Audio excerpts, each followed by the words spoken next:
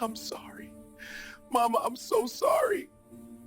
I tried to tell her. When I visited my son's home, his wife locked me in a room beneath the house, and the smell told me I wasn't the first person to be kept there. I know what you're thinking. How does a mother end up trapped in her own son's basement? How does a 55-year-old woman who raised a good man find herself in the dark, breathing in the stench of something that made her stomach turn? Trust me, I asked myself the same questions. But before I tell you about those 72 hours that changed everything, before I tell you how I got out and what I did after, let me tell you who I really am. Let me tell you about the woman they all underestimated. My name is Mara, and this is my story. If you're already hooked, do me a favor, hit that like button and subscribe. You're going to want to hear how this ends. Trust me, I should have known something was wrong when Samantha called me instead of Ethan. My son and I talked every Sunday, had done it for years, ever since he moved to Atlanta for his job. Regular as clockwork, Sunday evenings right after I got home from church. We'd talk about his week, my week, what I was cooking, what he was up to, normal mother-son things. But that Tuesday my phone rang, and it was her. Mara? Hi, it's Samantha. I held the phone away from my ear for a second, checking the screen. Yep, Ethan's number. My daughter-in-law was calling me from my son's phone. Samantha. Hi, baby. Everything okay? Oh, everything's wonderful. Her voice was bright. Too bright. Like those artificial sweeteners that leave a bad taste in your mouth. I'm actually calling because we wanted to invite you down for a visit. It's been so long since you've seen the house. 3 years. They'd been in that house for 3 years, and I'd never been invited. Oh, I'd asked, suggested it casual like, maybe I could come down for Thanksgiving, or I'd love to see what you've done with the place. But there was always a reason. They were renovating. Ethan was traveling for work. Samantha's mother was visiting. Always something. I'd seen pictures, of course. That big colonial-style house in one of those neighborhoods where all the lawns looked the same. White columns, red door, the whole thing. Ethan had done well for himself. Software engineer, making good money, married to a woman from a family with money. I was proud of him, but I won't lie. It hurt that I'd never been welcome there. That would be lovely, I said, keeping my voice warm. When were you thinking? Actually, this weekend? I know it's short notice, but Ethan's been working so hard, and I thought it would be nice for him to have his mother here. You know, comfort food, family time.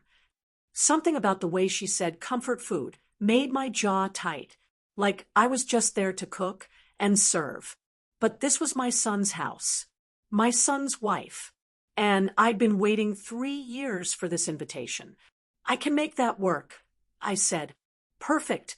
I'll text you the details. Oh, and Mara, pack comfortable clothes. Nothing fancy. We're very casual here. I looked down at my church dress, the one I'd worn that morning. Navy blue, simple, with a little jacket. My mother's pearls at my neck. Nothing fancy. Sure thing, baby. When I hung up, I sat there in my living room for a long time, phone in my hand, trying to figure out why my stomach felt twisted. I left Friday morning, my overnight bag in the trunk of my Camry. I'd made Ethan's favorite, my grandmother's pound cake, and packed it careful in a Tupperware container, the kind with the blue lid that seals tight. The drive from Birmingham to Atlanta is about 2.5 hours if you don't hit traffic. I had my gospel music playing low, and I tried to pray away the nervousness in my chest. It's just a weekend, I told myself. Your son's house, your family, but I couldn't shake the feeling. See, Samantha had never liked me. I knew it from the first time Ethan brought her home 6 years ago. She was beautiful, I'll give her that. Tall, slim, with that kind of hair, that looked expensive even when it was pulled back in a ponytail. Light-skinned, from one of those families that went to Jack and Jill, summered on the vineyard, all that. And she looked at me, at my little house in Birmingham, at my church clothes, at my hands that had worked hard my whole life, like I was something she had to tolerate. I tried. Lord knows I tried. I complimented her, asked about her work at the nonprofit, offered to help plan the wedding, but she kept me at arm's length, made decisions without asking me, had her mother stand with her instead of me at the bridal shower, chose a venue I could barely afford to travel to, and Ethan, my sweet boy, just wanted everyone to get along. He'd say, "Mama, Samantha's just nervous about the wedding," or "Mama, she's under a lot of stress with her new job." Always an excuse. But a mother knows. A mother sees the way her son changes around his wife, the way he stops calling as much, the way he starts saying we when he used to say, I, the way he stops looking you in the eye. I got to their neighborhood around noon. Big houses, manicured lawns, BMWs and Teslas in the driveways. I found their address, 1847 Maple Ridge Lane, and pulled into the circular driveway. The house was bigger than it looked in pictures. I sat in my car for a minute, looking up at those white columns that read front door. Took a deep breath, fixed my lipstick in the rear-view mirror. Then I grabbed my bag and that pound cake and walked up to the door.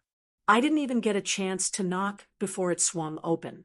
"Mara, you made it." Samantha stood there in yoga pants and a white tank top, her hair in a high ponytail. She looked like she'd just come from the gym, all glowing skin and bright smile. "Hi, baby." I stepped forward to hug her, but she'd already turned back into the house. Come in, come in. Let me take your bag." Ethan's still at work. He got called in for an emergency meeting. You know how it is, but he should be home soon. I followed her inside, my shoes clicking on the marble floor of the entryway. The house was beautiful, all open concept, with high ceilings and modern furniture. White walls, abstract art, those big windows that let in too much light. It looked like a magazine. It didn't look like anyone actually lived there. "Your home is beautiful." I said, "Thank you. We just had the interior designer finish last month. Let me give you the tour." She walked me through the main floor, the kitchen with its waterfall island, the living room with furniture that looked too expensive to sit on, the dining room with a table that could seat 12. Everything was white or gray, or that color they call grayish. Everything was perfect, too perfect. "And this is the guest room where you'll be staying," Samantha said, leading me down a hallway off the kitchen. The room was small, smaller than I expected in a house this size. A double bed with a white comforter, a single nightstand, a dresser. No pictures on the walls. No personality. "It's lovely," I lied. "Bathrooms right across the hall. Make yourself comfortable. I'm going to finish some work in my office, but come find me if you need anything." And then she was gone. I stood there in that sterile little room, my overnight bag on the bed, and felt more alone than I had in my own empty house. Ethan didn't come home until almost 7 that night. I heard his voice first, calling out, "Sam," as he came through the front door. Then footsteps. And then he was in the kitchen doorway, and my heart squeezed the way it always did when I saw my baby boy. He looked tired. His tie was loose, his shirt wrinkled, and there were circles under his eyes I didn't remember from our video calls. "Mama." "Hi, baby." He hugged me, and for a second, just a second, I had my son back. The boy who used to curl up next to me on the couch, who used to tell me everything, who used to look at me like I hung the moon. Then Samantha walked in, and he pulled away. "Sorry I'm late," he said, not quite meeting my eyes. "Work's been crazy." "I understand. You hungry? I can heat up what I made." I'd spent the afternoon in their kitchen, making smothered chicken and rice, green beans, cornbread, the way I used to make it when Ethan was growing up. the way his grandmother used to make it for me. Comfort food. That smells amazing, Mama. We ate at that big dining room table, the three of us at one end like we were strangers at a business meeting. Samantha pushed her food around on her plate, barely eating. Ethan ate like he was starving, but he was quiet, too quiet. I tried to make conversation, asked about work, about their friends, about the neighborhood. Got short answers. One word, sometimes two. And Samantha just watched me. I don't know how else to describe it. She just sat there, barely touching her food, watching me with these cold eyes. Like she was studying me, waiting for something. It made my skin crawl. After dinner, Ethan said he had to answer some emails, disappeared into his home office, and shut the door. Samantha helped me clear the table. We stood at that waterfall island, me washing dishes by hand because I couldn't figure out their fancy dishwasher. Her drying. So, Mara, she said, her voice casual. How long are you planning to stay? I glanced at her. Just the weekend, like we discussed. I'll head home Sunday afternoon. Right. Sunday. She set down a plate. You know, Ethan's been under a lot of pressure lately. With work, with everything. I'm trying to create a peaceful environment for him. Low stress. The way she said it, I knew what she meant. I was the stress. I understand. I said quietly. Do you? She turned to face me fully. Because I need you to understand something. This is our home. Mine and Ethan's. And things work a certain way here. I put down the dish I was washing. Turned off the water. What are you trying to say, Samantha? She smiled. That same bright, fake smile from the phone call. I'm just saying we have rules, boundaries, and I need you to respect them while you're here. Of course. Good. She picked up her wine glass from the counter. I'm going to go check on Ethan. You should probably get some rest. You look tired. I was 55 years old. I'd raised a son on my own after his father walked out. I'd worked 2 jobs to put myself through nursing school. I'd buried both my parents, survived a cancer scare, and held my head high through every hardship life threw at me. And this girl, this woman child who'd never struggled a day in her life, was talking to me like I was something she tracked in on her shoe. But I smiled, nodded, said goodnight. Because that's what you do. You keep your dignity. You don't cause a scene in someone else's home, even when that someone is married to your son. I went to my little guest room and closed the door. Okay, I need you to pause right here and hit that subscribe button if you haven't already, because what happens next? You're not going to believe it. Comment below if you've ever felt disrespected in your own family. Let me know I'm not alone here. I woke up at 2:13 in the morning. The house was quiet, that kind of quiet that feels wrong, like the silence before a storm. I lay there in the dark, staring at the ceiling, trying to figure out what had woken me. Then I heard it. Voices. Low voices coming from somewhere in the house. A man and a woman talking in urgent whispers. I got out of bed, opened my door careful and quiet.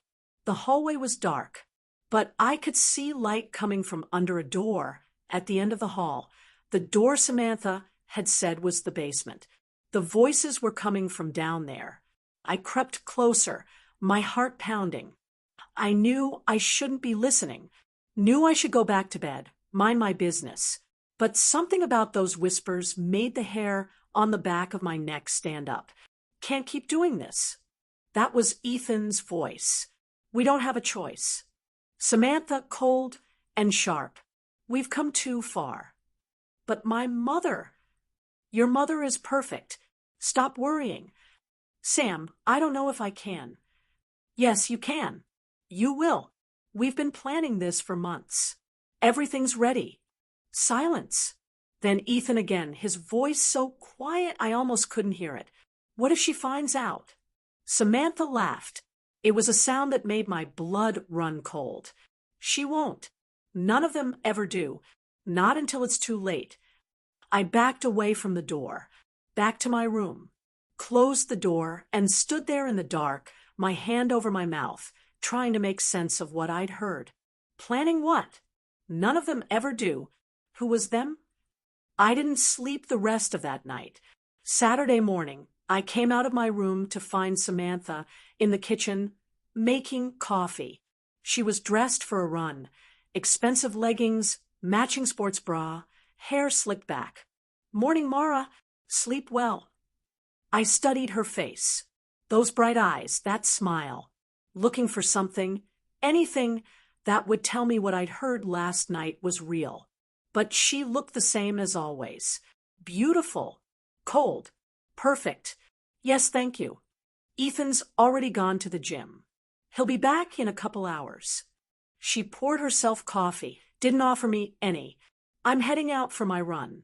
Make yourself at home. And then she was gone, out the front door in her $200 running shoes, leaving me alone in that big, cold house. I should have left right then. Should have packed my bag, gotten in my car, driven back to Birmingham. But this was my son's house. My son, who I'd raised, who I'd sacrificed everything for. The boy who used to climb into my bed during thunderstorms, who used to help me make Sunday dinner, who used to tell me I was his favorite person in the whole world. I needed to understand what was happening to him. So I started looking. I went through the main floor first. Living room, dining room, kitchen. Everything was too clean, too perfect.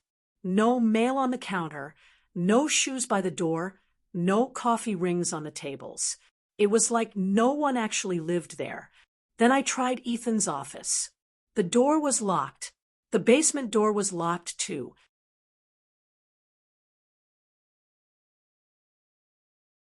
But the door to what Samantha had called her office was open. I stood in the doorway, my heart pounding. This was wrong. I knew it was wrong. You don't go through people's things. You don't invade their privacy. But that voice in my head, the one that had kept me alive through 55 years of life, through heartbreak and hardship and every kind of pain, that voice was screaming at me that something was very, very wrong. I went inside. The office was different from the rest of the house. It had personality, dark walls, expensive desk, bookshelves filled with leather-bound books. And on the desk, a laptop. It was open. I moved closer, and the screen lit up. No password, just straight to her desktop. And there, in the center of the screen, a folder labeled Insurance. My hand shook as I clicked it open. Inside were files, PDFs, spreadsheets, photographs. I clicked on the first one. It was a life insurance policy for a woman named Sarah Hendricks, age 62, beneficiary, Samantha Chun Hendricks. I clicked another file, another policy, this one for a man named Henry Watkins, age 58, beneficiary, Samantha Chun Watkins. Then another, and another. 6 different policies, 6 different names, 6 different people, all between the ages of 55 and 65, all listing Samantha as the beneficiary, all marked deceased. My vision started to blur. I gripped the edge of the desk, trying to breathe, trying to think. Then I saw it. At the bottom of the folder, one more file. The name on it was Mara Johnson. My name, with a hand that didn't feel like mine anymore. I clicked it open. It was a life insurance policy for $500,000, taken out 3 months ago. The beneficiary was listed as Ethan Johnson and Samantha Johnson. And at the bottom, in small print, in the event of accidental death, policy pays out double. $1 million. I was going to be sick. I closed the laptop, backed out of the room. My mind was racing, trying to put the pieces together. 6 people, 6 policies, all deceased. Samantha had been married before, multiple times before. I knew she'd been divorced twice. Ethan had mentioned it when they first started dating. But 6 times? And they were all dead. I heard the front door open. "Mara, I'm back." Samantha's voice, bright and cheerful, calling from the entryway. I grabbed my phone from my pocket, took a picture of the laptop screen with that folder still visible. Then I slipped out of the office, down the hall, back to the kitchen. By the time Samantha came in, still glowing from her run, I was standing at the sink, washing my coffee cup like I'd been there the whole time. "Did you have a nice morning?" she asked. I turned to face her. This woman who had married my son. This woman who had taken out a life insurance policy on me. This woman who, if I was understanding this correctly, had murdered 6 people. And I smiled. Yes, baby, it was lovely. I needed to get out of that house. I needed to leave right then, get in my car, drive to the police. But I also needed to find Ethan. Needed to know if my son, my baby boy, was part of this. So I waited. Ethan came home from the gym around 11. He looked even more tired than he had the night before. When I hugged him, I felt how thin he'd gotten, how his shoulders hunched like he was carrying a weight too heavy to bear. "You okay, baby?" I asked. "Yeah, Mama, just tired."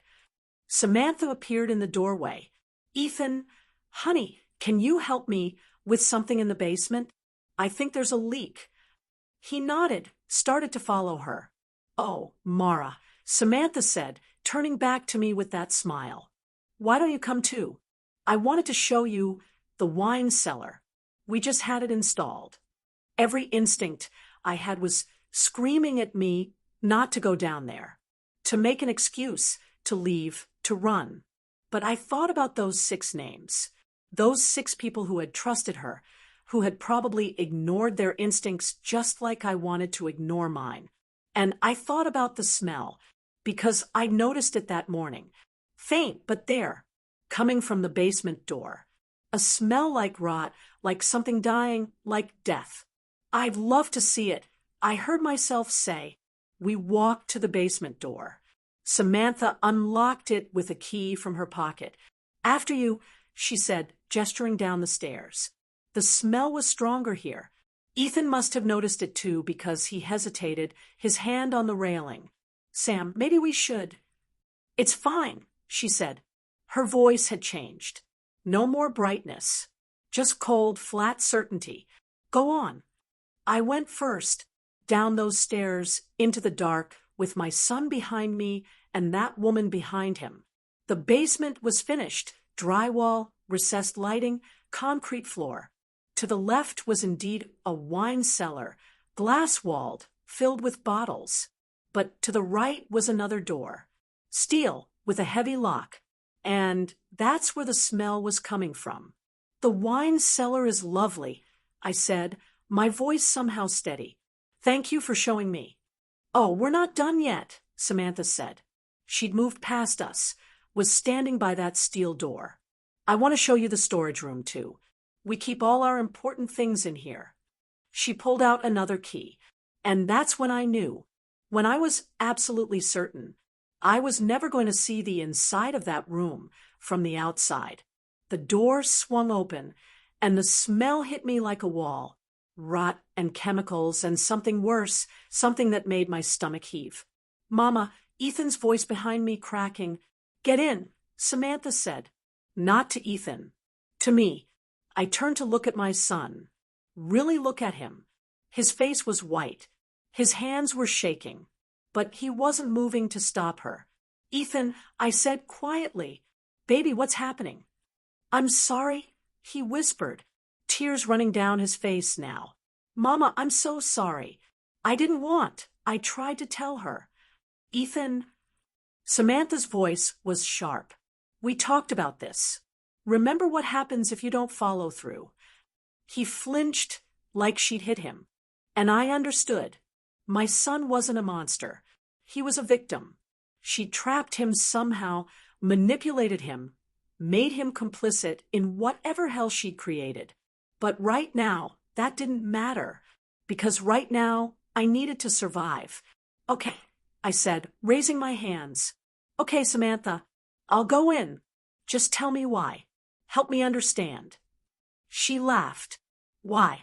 Because you're worth $1 million, Mara. Because your death will look like an accident, just a sad case of an older woman having a heart attack in her sleep. Because Ethan gets the insurance money, which means I get the insurance money, and we get to keep living this beautiful life. You've done this before. 6 times. She said it proudly. 6 lonely, trusting people who thought they were finally going to be part of a family. It's really quite easy. You marry someone with aging parents or lonely relatives. You take out policies. You invite them to visit. And then, she gestured at the open door. You keep them comfortable until their hearts give out. Usually takes 3 to 4 days without food or water. Sometimes I help things along with a little something in their drink. Ethan never has to know the details.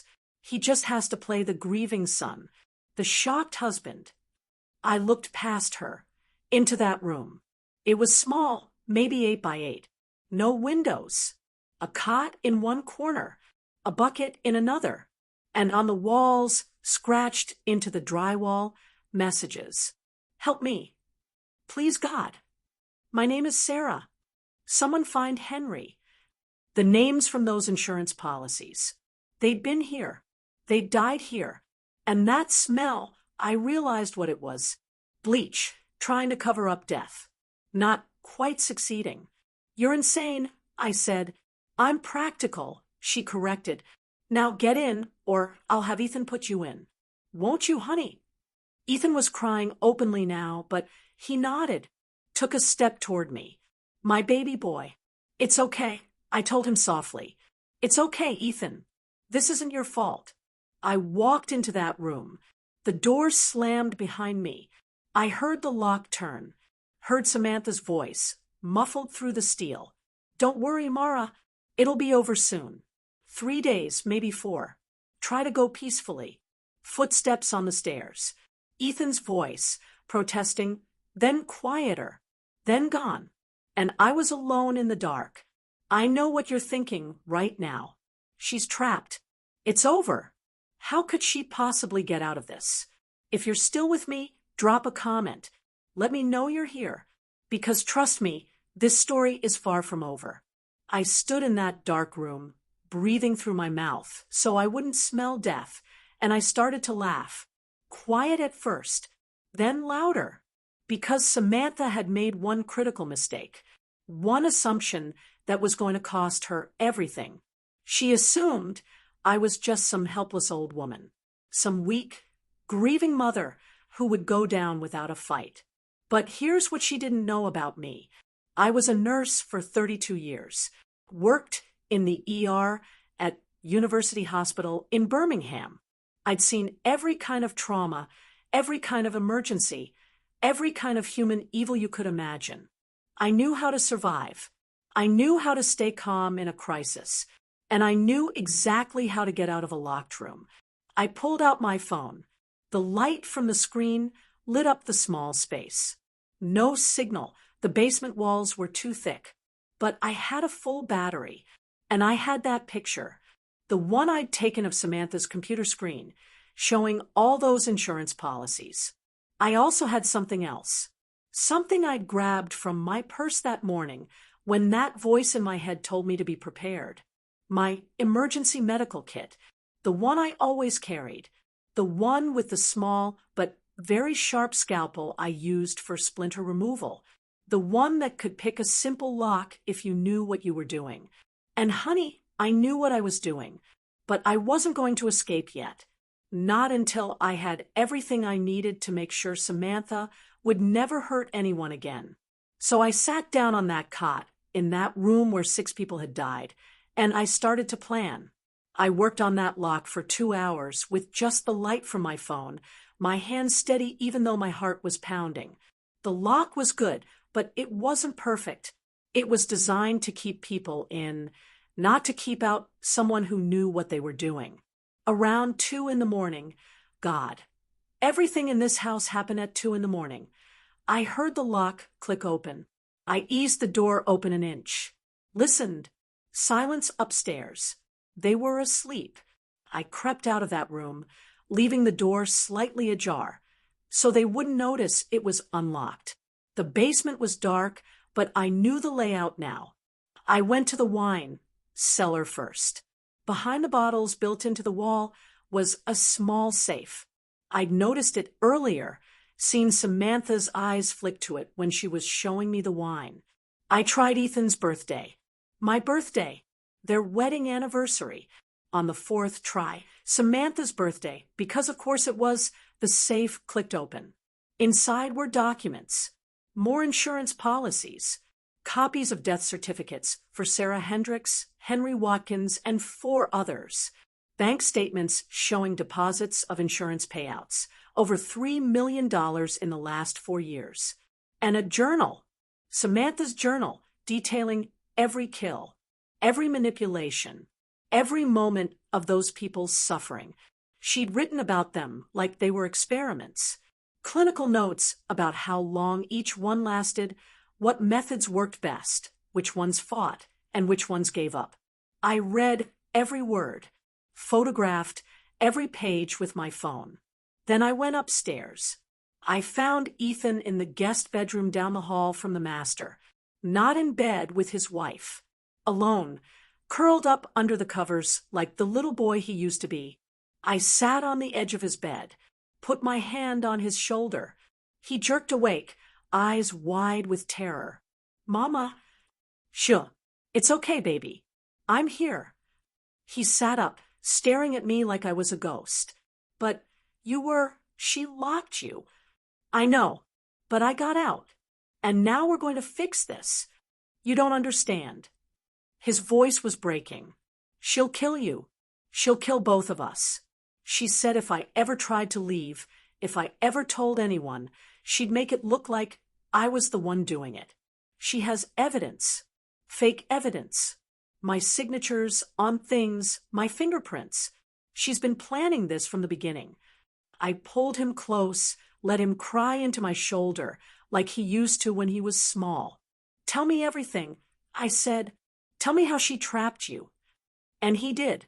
He told me how they'd met at a tech conference 5 years ago, how she pursued him, made him feel special, made him feel seen, how quickly things had moved, engaged after 6 months, married after a year, how he hadn't known about her previous marriages until after the wedding, how she'd laughed it off, said she'd just had bad luck with men, how the first insurance policy had been on her own mother, and Samantha had convinced him it was normal, just protecting their future, how her mother had come to visit and died of a heart attack in her sleep, how the insurance money had paid for this house, how the second policy had been on his stepfather, a man Ethan had never met, another visit, another heart attack, more money.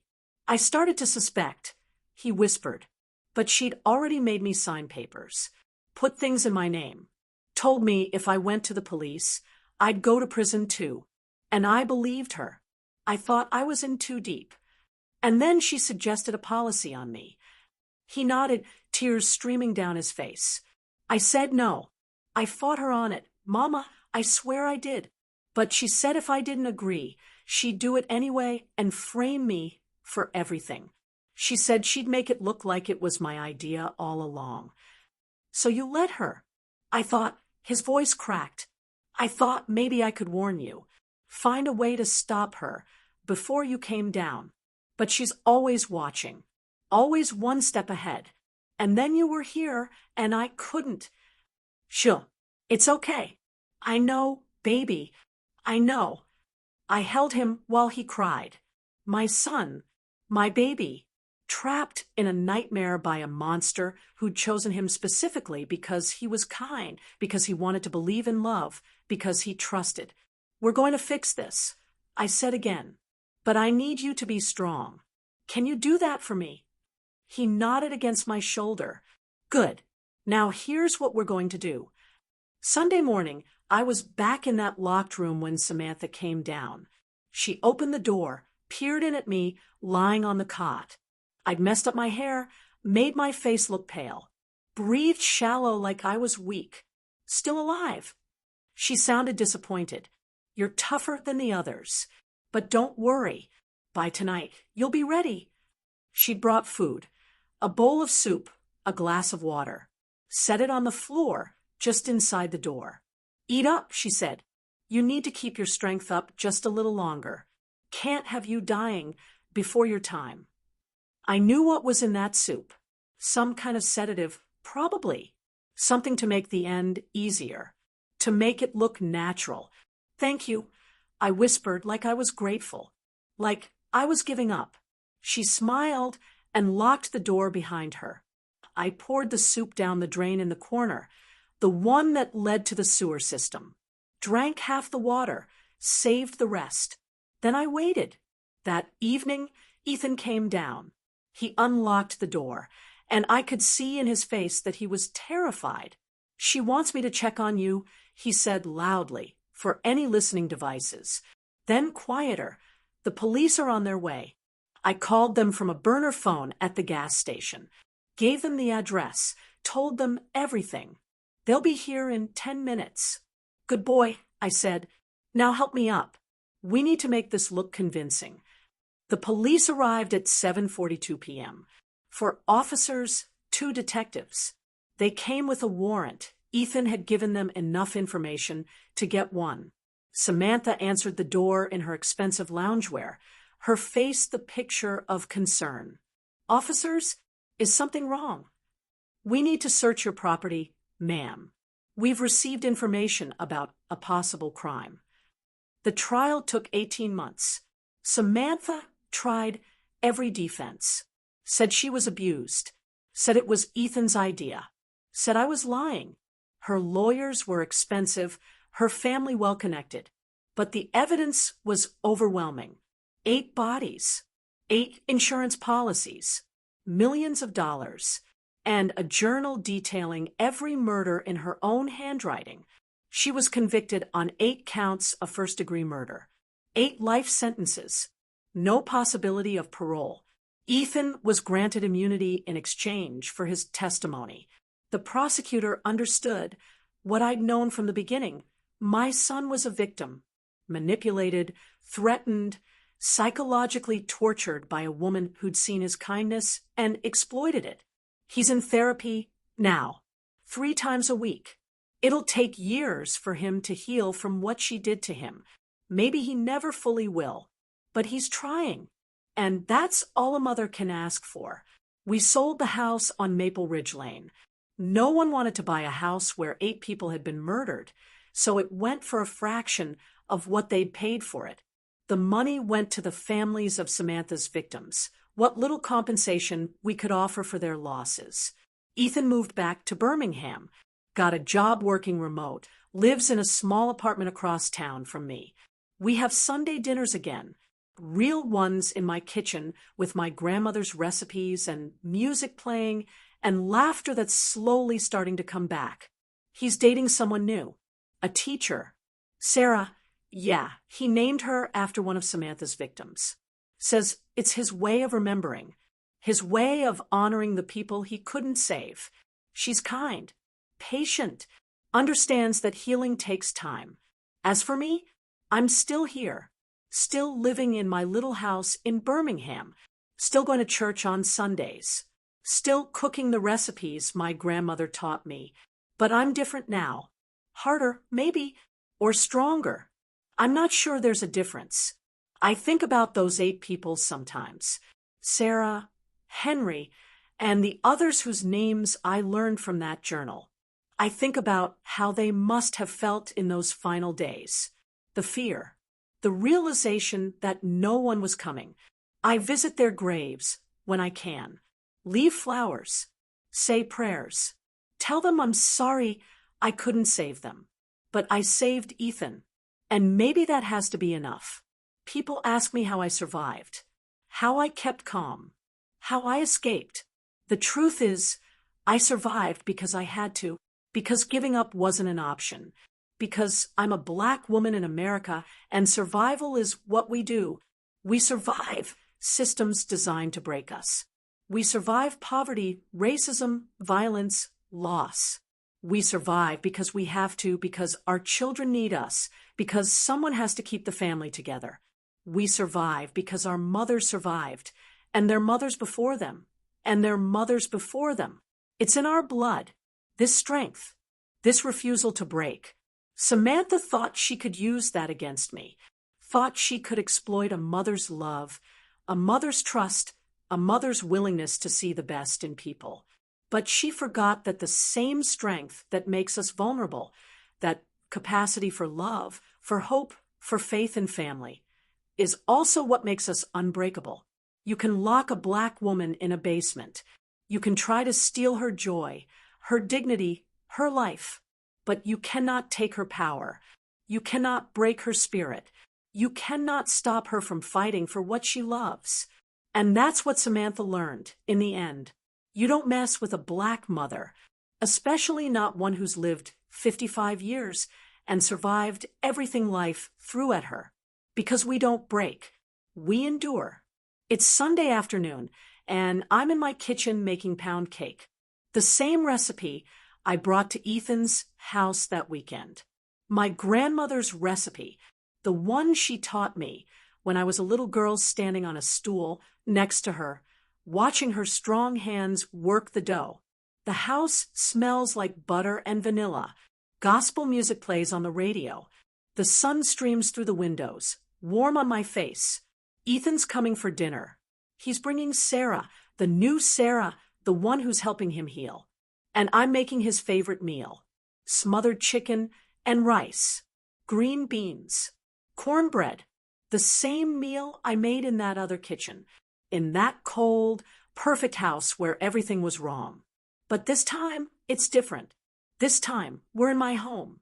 My warm, cluttered, lived-in home where the furniture is old but comfortable, where the walls have photos of family, where love actually lives. This time, I'm making it for family who deserves it. The doorbell rings at 5 o'clock, right on time.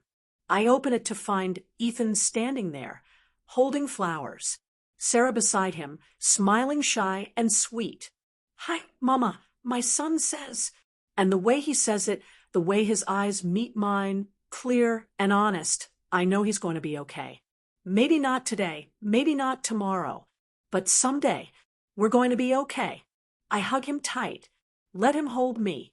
Let him feel safe in his mother's arms the way he used to when he was small. "Come on in, baby," I say. "Dinner's almost ready." We eat at my small dining table. The three of us crowded around it, passing dishes, telling stories, laughing. Sarah asks about my nursing days, and I tell her about the funny moments, the crazy moments, the moments that reminded me why I loved the work. I don't talk about the basement. Don't talk about those 72 hours that changed everything. That's not dinner conversation. That's not what we need right now. Right now, we need this normalcy, this peace, this love. After dinner, after Sarah helps me with the dishes, and Ethan makes coffee, we sit in my living room. The TV's on, but no one's really watching it. We're just together. "Mama?" Ethan says quietly, "Yes, baby. Thank you for saving me." I reach over, take his hand. That's what mothers do, Ethan. We save our children, no matter what, even when they don't deserve it. Especially then. He cries a little. Sarah rubs his back. I hold his hand, and we sit there in my living room in my little house in Birmingham, and we heal. You want to know the truth about revenge, about justice, about winning? It's not about seeing your enemy punished. It's not about the trial or the verdict or the knowledge that she's in a cell somewhere living the same nightmare she put 8 other people through. Those things matter. They do. But they're not the victory. The victory is this. I'm still here. My son is free. We're rebuilding our lives, piece by piece, day by day. We're healing. Samantha took so much from us. She stole years of Ethan's life. She stole his trust, his peace, his sense of safety. She tried to steal his mother. tried to steal our future. But she didn't win. She didn't break us. She didn't destroy what we have. And that's the real ending, not the dramatic courtroom scene, not the moment the jury read the verdict, not even the look on her face when she realized she'd lost.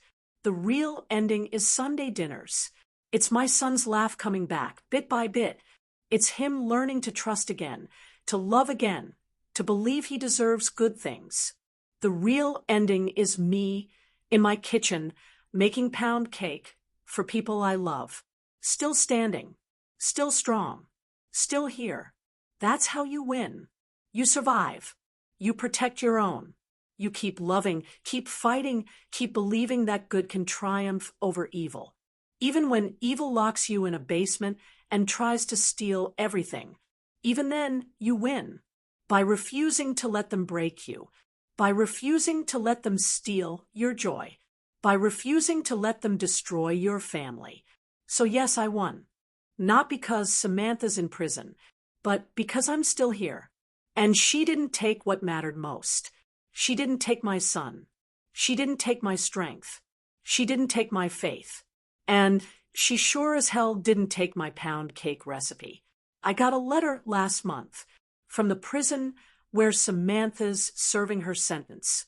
I almost threw it away without opening it. Didn't want to give her the satisfaction of knowing she could still reach me even from behind bars. But curiosity won out. Inside was a single page, handwritten in that perfect cursive she used to write everything. You should have died. It said, you were supposed to die. I had it all planned. Everything was perfect. And you ruined it. That's all. No apology. No remorse. Just anger that her plan didn't work. I read it once. Twice. Then I walked to my kitchen, turned on the stove, and held the paper over the flame until it caught fire. Watched it burn. Watched her words turn to ash. Then I washed my hands, made myself a cup of coffee, and sat down at my kitchen table with the morning paper. Because that's the thing about evil. It wants your attention. It wants to haunt you. It wants to steal your peace even after it's been defeated. But you don't have to give it that power. You can burn it, let it turn to ash, and move on with your life. So that's what I did. I moved on. So that's my story. That's how I was locked beneath my son's home, and how I survived, how I fought back, how I won. If you made it this far, thank you for listening. Thank you for being here with me through every moment of this nightmare and its aftermath. If this story taught you anything, I hope it's this. You're stronger than you think. You're tougher than anyone gives you credit for. And you can survive things you never imagined you'd have to face. You can survive being underestimated, being betrayed, being locked in a dark room by people who should love you. You can survive because that's what we do. We survive. So to everyone who's ever been dismissed, underestimated, or trapped, literally or figuratively, I see you. I know your strength. And I'm telling you right now, you're going to make it through. Just like I did. Don't forget to like this video, subscribe to the channel, and drop a comment below telling me what you thought. Share this story if it moved you, if it made you think, if it reminded you of your own strength. And remember, never underestimate a Black mother. We've survived too much to break now. My name is Mara, and I'm still here.